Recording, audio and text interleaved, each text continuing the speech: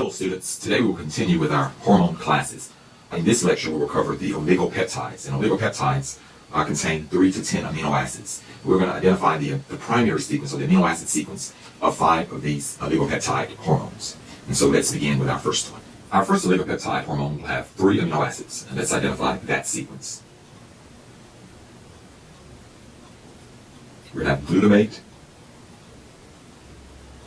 histidine, and proline. This is our first oligopeptide, and this oligopeptide is thyrotropin releasing hormone.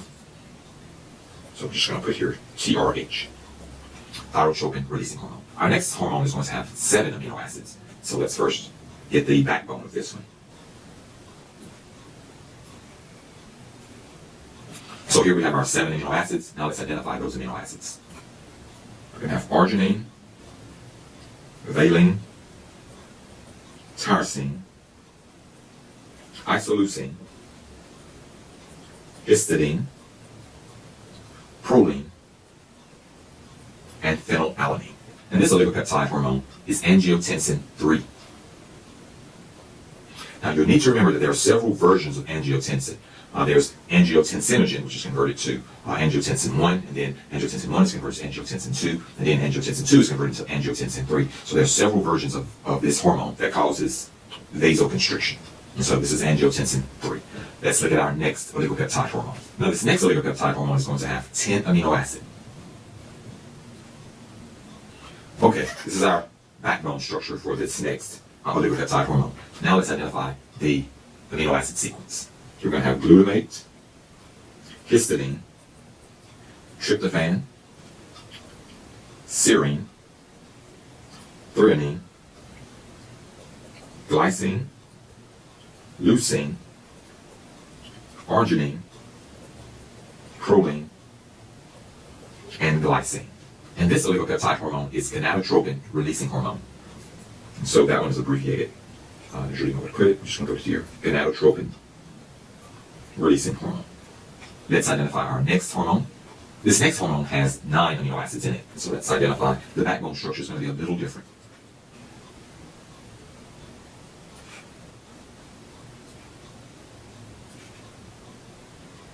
Okay, now let's identify the amino acid sequence.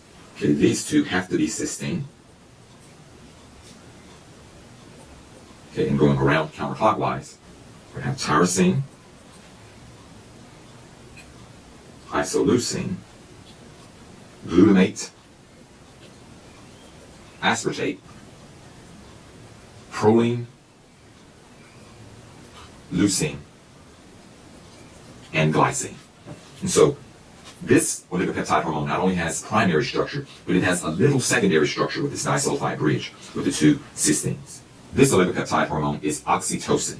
Oxytocin. And remember, oxytocin is important in uterine contraction. And so what we're going to do next, we're going to copy oxytocin to create our last oligopeptide hormone because they're very similar. So let's do that. Okay, this is our copy of oxytocin. We're going to modify oxytocin to create our last oligopeptide hormone. And so I've indicated here where the differences are with red. And so we're going to do, let's remove these amino acids.